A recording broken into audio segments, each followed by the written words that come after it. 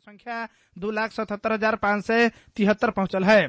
पिछला 24 घंटा में 28 जने के कोरोना के कारण से जान गया है। नेपाल में कोरोना के कारण से मृत्यु होने की संख्या 3,164 पुगल है। स्वास्थ्य तथा जनसंख्या मंत्रालय नेपाल में कोरोना भाइरस के संक्रमण वृद्धि दर विश्व में ही उच्च तह में पुगल बतले छथे। पछिला एक हफ्ता में नेपाल में कोरोना भाइरस के संक्रमण दर 241% अर्थात करीब 2.5 गुना से बढ़ल कहित मंत्रालय ई दर विश्व में उच्च रहल बतले है।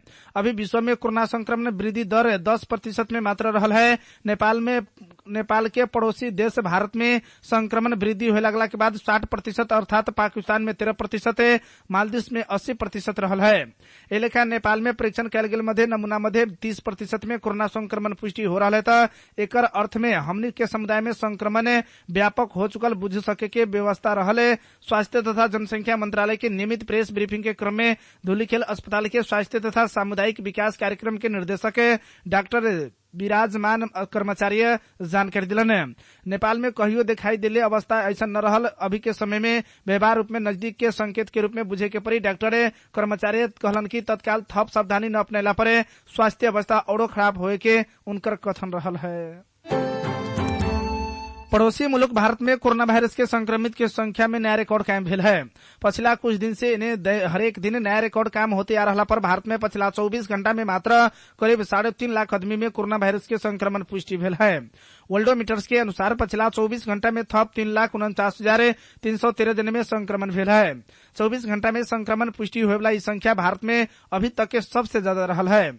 इससे पहले शनिवार के दिन और वैशाख 11 में भारत में दोसर का सबसे बेसी थप 3,45,147 जने में कोरोना के संक्रमण पुष्टि भेल रहे।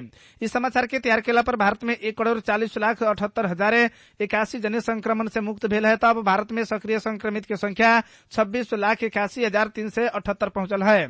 भारत में कोरोना संक्रमण से मृत्यु होने की संख्या 1,92,310 पुगल है। पिछला 24 घंटा में वहां थप 2,761 जने की मृत्यु भेल। भारतीय स्वास्थ्य तथा परिवार कल्याण मंत्रालय जानकारी दिले है। भारत के महाराष्ट्र राज्य के पुणेमा में कोरोना के संक्रमण से एक परिवार के 4 जने की मृत्यु भेल है। 8 दिन के अंतराल में मृत्यु होने में बाप मतारी और उनकर 2 लड़का रहल समेत बतावल गेल है। परिवार में बाकी एकमात्र सदस्य घर के पतो गंभीर अवस्था में उपचार करा रहा है। भारतीय मीडिया दैनिक भास्कर के अनुसार मृत्यु होने में पुणे के हडपसर इलाका में रहते आ रहा मतारी सुमन कोचेकर, उनकर पति लक्ष्मण तथा लड़का सब श्याम सुंदर और विजय रहल है। एक गो घर में रहते आ रहल रहे। उ सब बेड के अभाव में उ सबके अलग अलग अस्पताल में उपचार हो रहल रहे। डॉक्टर सबके अनुसार सबसे पहले सुमन के 16 अप्रैल में मृत्यु भेल रहे। ओकरा बाद 6 दिन के बाद उनकर पति लक्ष्मण के मृत्यु भेल रहे। ओकरा बाद लड़का श्याम सुंदर और विजय के यह दुनिया से संसार छोड़ के गेल है। श्याम सुंदर के घरवाली अभी गंभीर अवस्था में उपचार करा रहल है। उनकर छाती में 50% भाग में संक्रमण फैल चुकल है, डॉक्टर के कहनाम है। पुणे जिला के अस्पताल सब में 1,16,000 कोरोना संक्रमित उपचार करा रहे समाचार में उल्लेख है। हाल तक 11,780 जने की मृत्यु हो चुकल है। जिला में मृत्यु दर 1.54% और संक्रमण से मुक्त होने वाला के दर 85.11% रहले। भारतीय संचार माध्यम सब जानकारी दिले है। बजिका खबर डायरी में अब स्थानीय खबर है। कोरोना संक्रमण से चंद्रपुर के एगो विद्यालय के वार्षिक परीक्षा अवरुद्ध भेल है। रौतहट के चंद्रपुर नगरपालिका वार्ड नंबर 3 गैडाटाड़ स्थित जनशक्ति मावि के एगो शिक्षक के कोरोना पुष्टि भेला के बाद आज से एक हफ्ता के लिए वैशाख 18 गते तक के लिए विद्यालय बंद कल गेल। विद्यालय के प्रधानाध्यापक विनोद राय यादव जानकारी दिलन। चंद्रपुर नगर स्तरीय वार्षिक परीक्षा समिति बिहान से वार्षिक परीक्षा संचालन के तैयारी पूरा करके परीक्षा संचालन करे के जनैले रहे। लेकिन जनशक्ति मावि गैडाटाड़ में अध्ययनरत विद्यार्थी के परीक्षण भी समेत परीक्षा भी स्थगित भेल है। नियमित संचालन हो रहा विद्यालय के परीक्षा के संपूर्ण तैयारी संपन्न कर चुकला पर भी विद्यालय के एगो शिक्षक में कोरोना संक्रमण पुष्टि भेला के बाद बिहान से होए वाला कहल गेल वार्षिक परीक्षा दोसर सूचना जारी न भेला तक के लेल स्थगित कल गेले। विद्यालय के प्रधानाध्यापक विनोद यादव बतलन। कोरोना जोखिम के मद्देनजर करके विद्यालय बंद करे के पड़ल। यादव के कहनाम है स्थगित परीक्षा कोरोना के जोखिम न्यूनीकरण के बाद संचालन करे के उनकर कथन रहल है। निजी विद्यालय में शुरू भेल परीक्षा रोकेला नेपाल विद्यार्थी संघ पर्सा मांग के लिए है। आजू से बीरगंज में शुरू भेल परीक्षा रोके के नेवी संघ मांग के लिए है। कोरोना संक्रमण के दोसर का लहर जिला में संक्रमित की संख्या बढ़त जा रहा समय में शुरू भेल परीक्षा सके संक्रमण से और तीव्र बना सके के कहित नेवी संघ के ठहर है। बीरगंज महानगर पालिका ज्ञापन पत्र बुझावित कोरोना वायरस के संक्रमण के प्रवाह न के शुल्क उठावे वाला अभिप्राय के संचालन के लिए परीक्षा के तुरंत अर्थात यथाशीघ्र रोकेला नेवी संघ परसा मांग के लिए है। कोरोना वायरस के संक्रमण से दिन दिने जिला में संक्रमण के दर बढ़ा रहा पर समेत निजी विद्यालय से विद्यार्थी सबके स्वास्थ्य ऊपर खिलवाड़ कैले नेवी संघ परसा के सभापति विकास तिवारी एवं सचिव रोशन सिंह जानकारी दिले छथे। उनकरा द्वारा प्रेस हस्ताक्षरित विज्ञप्ति में उल्लेख कल गेल है। शुल्क उठावे के बहाना में विषय परिस्थिति में ऐसा अवस्था में समेत शुरू कल गेल परीक्षा तुरंत न रोकला पर कड़ा आंदोलन करे के समेत नेवी संघ विज्ञप्ति मार्फत चेतावनी दिले है। बीरगंज महानगर पालिका के आंतरिक मूल्यांकन के आधार में कक्षा वृद्धि करला निर्देशन जारी कैला पर भी उक्त निर्देशन के अटेर क के परीक्षा संचालन करना गलत भेले सचिव सिंह के कथन है। निजी विद्यालय के बाल बालिका सबके स्वास्थ्य से भी शुल्क के लोभ से महानगर के नियम विपरीत कक्षा संचालन कैले कहते सिंह आक्रोश व्यक्त कैले है। अपहरण तथा शारीरिक बंधक मुद्दा के फरार अभियुक्त पकड़ाऊ पड़ल है। अपहरण तथा शारीरिक बंधक मुद्दा में 9 वर्ष कैद तथा 50,000 रुपया जरिमाना पाके फरार भेल अभियुक्त के परसा प्रहरी पकड़ाऊ के लिए है। पकड़ाऊ पड़े वाला मध्य बीरगंज महानगर पालिका वार्ड नंबर 29 से बस डीलवा निवासी 40 वर्ष के बुद्धन राम चमार रहल प्रहरी बतले है। चमार के प्रहरी शनिवार के उनकर घर से पकड़ाऊ के लिए है। उन विक्रम संवत 2071 साल भादो 6 गते भारत बिहार पूर्वी चंपारण जिला मोतिहारी रक्सौल नगर परिषद वार्ड नंबर 21 के रहनियारे 21 वर्षीय रितेश कुमार के अपहरण करके फिरौती रकम मांग के लिए आरोप में जिला अदालत परसा 2073 आषाढ़ 6 गते उनकरा के 9 वर्ष कैद और 50,000 जरिमाना सजाए सुनैले रहे। सजाए मिलने के बाद उन फरार होते आ रहल रहे। चमार अपने घर में नुका छिपा के रहल अवस्था में विशेष सुराखी के आधार में परसा के प्रहरी माथत के रहल वड़ा प्रहरी कार्यालय श्रीपुरे उनकरा के पकड़ाव के लिए जिला प्रहरी कार्यालय परसा के प्रवक्ता एवं प्रहरी नायब उपरीक्षक डीएसपी ओम प्रकाश खनाल जानकारी दिलन। पकड़ाऊ पड़ल चमार के आज परसा जिला अदालत में बुझायल गेले डीएसपी खनाल के कहनाम है।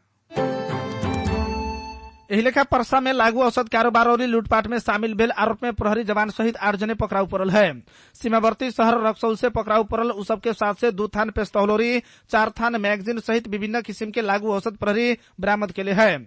जिला प्रहरी कार्यालय परसा के अनुसार भारत से 1,50,000 रुपया में भारत के रक्सौल से मकवानपुर मनहरी गाँव पालिका वार्ड नंबर 5 के रहनियार 25 वर्ष के राजू राणा मगर और काठमांडू रहते आ रहे राम प्रजापति सुमन मिया के लिखल गेले 1 थान पिस्तौल और सुनामी के लिखल गेले 1 थान पिस्तौल और ओमे 2 थान मैगजीन खरीद के लिए बतावल गेल है। उ सबके लागू औषध डाइजोपाम नॉर्फेम लगायत के लागू औषध लिया रहल बीरगंज के मनोकामना गेस्ट हाउस में बैठल रहे। वही लागू औषध से रौतहट के सखुआहवा से वार्ड नंबर 1 निवासी जिला प्रहरी कार्यालय परसा में कार्यरत 29 वर्षीय प्रहरी जवान अवधेश प्रसाद यादव रहल है। बीरगंज महानगर पालिका 12 मुरली के रहनियार 43 वर्ष के लालू बाबू सिंह एलेखा 35 वर्ष के श्याम बाबू कुशवाहा 42 वर्ष के अरविंद प्रसाद गुप्ता और समेत 42 वर्ष के कुंवर सिंह रहल है। वड़ा नंबर 15 के रहनिहार 24 वर्ष के नंद सिंह और 31 वर्ष के रोशन सिंह लगायत के लागू औषध तथा हाथ हथियार लूटले जिला प्रहरी कार्यालय परसा के प्रहरी उपरीक्षक बेल बहादुर पांडे जानकारी दिले छथे। लूटपाट करे वाला के साथ से थप 1 थान पिस्तौल सहित 2 थान मैगजीन सुन के मुद्रा नगद 7,000 लगायत के सरसामान बरामद के लिए परसा प्रहरी जानकारी दिले है। धनुषा में ग्रामीण सड़क में भयानक मोटरसाइकिल दुर्घटना होला पर एक गांव के 2 जने युवक के जान गेल है। धनुषा के मिथिला नगरपालिका वार्ड नंबर 8 कुसुमी बिसौना में बेसी स्पीड से चला रहल 2 मोटरसाइकिल एक आपस में ठोकर मारला पर 2 जने युवक के जान गेल है तो 1 जने गंभीर घायल भेल है। मृत्यु होयवला मध्य कुसुमी बिसौना के स्थानीय युवक 20 वर्ष के भोला महतो और स्थानीय वर्ष 26 के सुनील शर्मा रहल इलाका प्रहरी कार्यालय ढलकेबर के प्रहरी निरीक्षक प्रदीप सुवेदी जानकारी दिले है। प्रदेश 202002 पर 6036 नंबर और प्रदेश नंबर 202003 पर 2877 नंबर के मोटरसाइकिल आज दोपहर 1 बजे के समय में एक आपस में ठोकर मारला पर दुर्घटना भेल प्रहरी बतले है। दुर्घटना में मृत्यु भेल 2 जने मोटरसाइकिल चालक है। दुर्घटना में गंभीर घायल भेल 2 युवक के उपचार के लिए जनकपुर ले जाए के क्रम में 1 जने के युवक के रास्ते में ही मृत्यु भेल था। दोसर युवक के हेल्थ केयर में पुगला के बाद मृत्यु भेल प्रहरी बतले है। प्रदेश में दुर्घटना में प्रदेश 202003 पर 2877 नंबर मोटरसाइकिल पर पछाड़ी सवार वर्ष 25 के संतोष महतो समेत गंभीर घायल भेल रहे। इलाका प्रहरी कार्यालय ढलकेबर के प्रहरी निरीक्षक प्रदीप सुवेदी दिले जानकारी के अनुसार उनकर उपचार लालगढ़ स्थित मॉडल अस्पताल में हो रहा है। दोनों जने के लाश पोस्टमार्टम के लिए प्रादेशिक अस्पताल जनकपुर में ले जा गेल है। घटना के विषय में थप अनुसंधान हो रहा है। इलाका प्रहरी कार्यालय ढलकेबर जानकारी दिले है।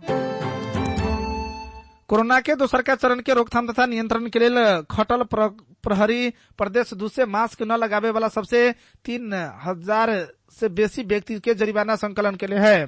प्रदेश 2 के 8 जिला से मास्क न लगावे वाला 3524 जने से रु100 के दर से जरिमाना तिरेले प्रदेश प्रहरी कार्यालय जनकपुर धाम में जानकारी दिले है।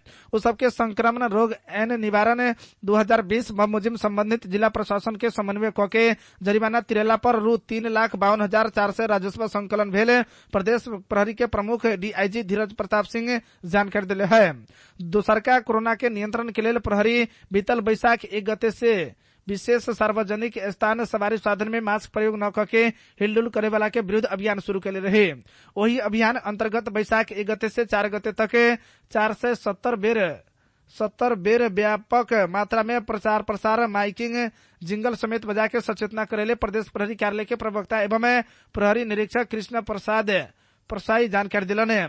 उनकरा के अनुसार बैसाख 4 गते से 11 गते तक के दिन मास्क न लगावे वाला सबके नियंत्रण में लेके 3 घंटा होल्डिंग करेले और वही अंतर्गत 44,451 जने के समझा बुझा के छोड़ले कहिते 16,969 जने के होल्डिंग करके मास्क के वितरण करके छोड़ले प्रसाई के कथन रहल है।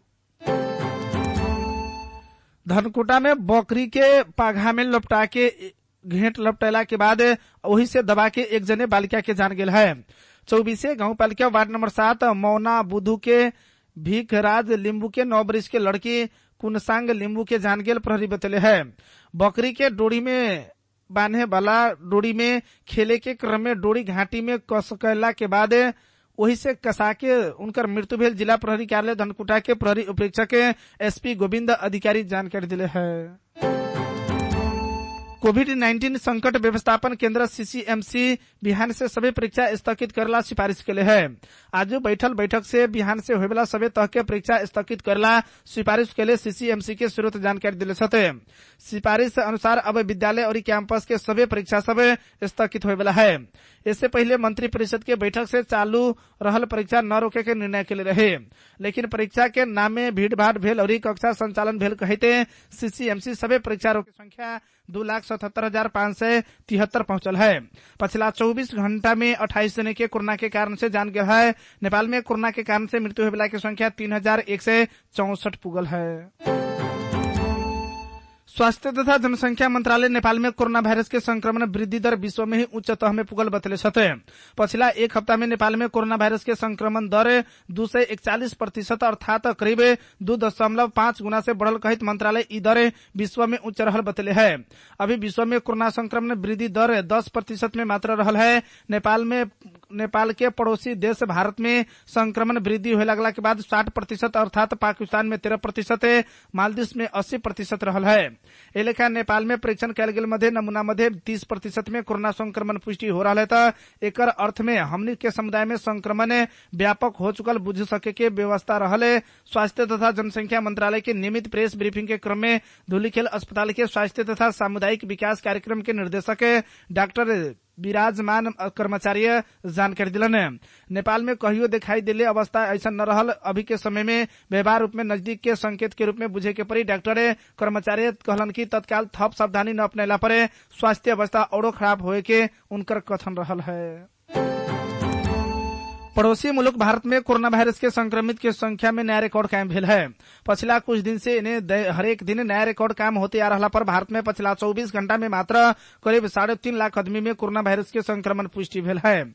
वर्ल्डोमीटर्स के अनुसार पिछला 24 घंटा में थप 3,49,313 जने में संक्रमण भेल है। 24 घंटा में संक्रमण पुष्टि होने वाला संख्या भारत में अभी तक के सबसे ज्यादा रहल है। इससे पहले शनिवार के दिन और बैसाख 11 में भारत में दोसरका सबसे बेसी थप 3,45,147 जने में कोरोना के संक्रमण पुष्टि भेल रहे। इस समाचार के तैयार केला पर भारत में 1,40,78,081 जने संक्रमण से मुक्त भेल है। तब भारत में सक्रिय संक्रमित की संख्या 26,81,378 पहुंचल है। भारत में कोरोना संक्रमण से मृत्यु होने की संख्या 1,92,310 पुगल है। पिछला 24 घंटा में वहां थप 2,761 जने की मृत्यु भेल भारतीय स्वास्थ्य तथा परिवार कल्याण मंत्रालय जानकारी दिले है। भारत के महाराष्ट्र राज्य के पुणे में कोरोना के संक्रमण से एक परिवार के 4 जने की मृत्यु भेल है। 8 दिन के अंतराल में मृत्यु होने में बाप मतारी और उनकर 2 लड़का रहल समेत बतावल गेल है। परिवार में बाकी एकमात्र सदस्य घर के पतो गंभीर अवस्था में उपचार करा रहा है। भारतीय मीडिया दैनिक भास्कर के अनुसार मृत्यु होने में पुणे के हडपसर इलाका में रहते आ रहे मतारी सुमन कोचेकर, उनकर पति लक्ष्मण तथा लड़का सब श्याम सुंदर और विजय रहल है। एक गो घर में रहते आ रहे उ सब बेड के अभाव में उ सबके अलग अलग अस्पताल में उपचार हो रहे। डॉक्टर सबके अनुसार सबसे पहले सुमन के 16 अप्रैल में मृत्यु भेल रहे। ओकरा बाद 6 दिन के बाद उनकर पति लक्ष्मण के मृत्यु भेल रहे। ओकरा बाद लड़का श्याम सुंदर और विजय के यह दुनिया से संसार छोड़ के गेल है। श्याम सुंदर के घरवाली अभी गंभीर अवस्था में उपचार करा रहा है। उनकर छाती में 50% भाग में संक्रमण फैल चुकल है, डॉक्टर के कहनाम है। पुणे जिला के अस्पताल सब में 1,16,000 कोरोना संक्रमित उपचार करा रहे समाचार में उल्लेख है।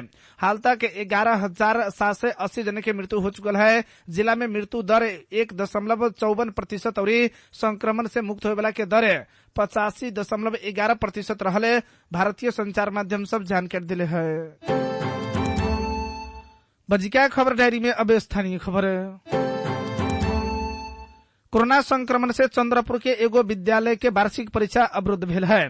रौतहट के चंद्रपुर नगरपालिका वार्ड नंबर 3 गैडाटाड़ स्थित जनशक्ति मावि के एगो शिक्षक के कोरोना पुष्टि भेला के बाद आज से 1 हफ्ता के लिए वैशाख 18 गते तक के लिए विद्यालय बंद कल गेल। विद्यालय के प्रधानाध्यापक विनोद राय यादव जानकारी दिलन। चंद्रपुर नगर स्तरीय वार्षिक परीक्षा समिति बिहान से वार्षिक परीक्षा संचालन के तैयारी पूरा करके परीक्षा संचालन करे के जनैले रहे, लेकिन जनशक्ति मावि गैडाटाड़ में अध्ययनरत विद्यार्थी के परीक्षण भी समेत परीक्षा भी स्थगित भेल है। नियमित संचालन हो रहा विद्यालय के परीक्षा के संपूर्ण तैयारी संपन्न कर चुकला पर भी विद्यालय के एगो शिक्षक में कोरोना संक्रमण पुष्टि भेला के बाद बिहान से होए वाला कहल गेल वार्षिक परीक्षा दोसर सूचना जारी न भेला तक के लेल स्थगित कल गेले। विद्यालय के प्रधानाध्यापक विनोद यादव बतेलन। कोरोना जोखिम के मद्देनजर करके विद्यालय बंद करे के पड़ल। यादव के कहनाम है स्थगित परीक्षा कोरोना के जोखिम न्यूनीकरण के बाद संचालन करे के उनकर कथन रहल है। निजी विद्यालय में शुरू भेल परीक्षा रोकेला नेपाल विद्यार्थी संघ पर्सा मांग के लिए है। आजू से बीरगंज में शुरू भेल परीक्षा रोके के नेवी संघ मांग के लिए है। कोरोना संक्रमण के दोसर का लहर जिला में संक्रमित की संख्या बढ़त जा रहा समय में शुरू भेल परीक्षा सके संक्रमण से और तीव्र बना सके के कहित नेवी संघ के ठहर है। बीरगंज महानगर पालिका ज्ञापन पत्र बुझावित कोरोना वायरस के संक्रमण के प्रवाह न करके शुल्क उठावे वाला अभिप्राय के संचालन कैले परीक्षा के तुरंत अर्थात यथाशीघ्र रोकेला नेवी संघ पर्सा मांग के लिए है। कोरोना वायरस के संक्रमण से दिन दिने जिला में संक्रमण के दर बढ़ा रहा पर समेत निजी विद्यालय से विद्यार्थी सबके स्वास्थ्य ऊपर खिलवाड़ कैले नेवी संघ पर्सा के सभापति विकास तिवारी एवं सचिव रोशन सिंह जानकारी दिले छथे। उनकरा द्वारा प्रेस हस्ताक्षरित विज्ञप्ति में उल्लेख कल गेल है। शुल्क उठावे के बहाना में विषय परिस्थिति में ऐसा अवस्था में समेत शुरू कल गेल परीक्षा तुरंत न रोकला पर कड़ा आंदोलन करे के समेत नेवी संघ विज्ञप्ति मार्फत चेतावनी दिले है। बीरगंज महानगर पालिका के आंतरिक मूल्यांकन के आधार में कक्षा वृद्धि करला निर्देशन जारी कैला पर भी उक्त निर्देशन के अटेर कके परीक्षा संचालन करना गलत भेले सचिव सिंह के कथन है। निजी विद्यालय के बाल बालिका सबके स्वास्थ्य से भी शुल्क के लोभ से महानगर के नियम विपरीत कक्षा संचालन कैले कहते सिंह आक्रोश व्यक्त कैले है। अपहरण तथा शारीरिक बंधक मुद्दा के फरार अभियुक्त पकड़ाऊ पड़ल है। अपहरण तथा शारीरिक बंधक मुद्दा में 9 वर्ष कैद तथा 50,000 रुपया जरिमाना पाके फरार भेल अभियुक्त के पर्सा प्रहरी पकड़ाऊ के लिए है। पकड़ाऊ पड़े वाला मध्य बीरगंज महानगर पालिका वार्ड नंबर 29 से बस डिलवा निवासी 40 वर्ष के बुद्धन राम चमार रहल प्रहरी बतले है। चमार के प्रहरी शनिवार के उनकर घर से पकड़ाऊ के लिए है। उन विक्रम संवत 2071 साल भादो 6 गते भारत बिहार पूर्वी चंपारण जिला मोतिहारी रक्सौल नगर परिषद वार्ड नंबर 21 के रहनियारे में 21 वर्षीय रितेश कुमार के अपहरण करके फिरौती रकम मांग कैले आरोप में जिला अदालत पर्सा 2073 असार 6 गते उनकरा के 9 वर्ष कैद और 50,000 जरिमाना सजाए सुनैले रहे।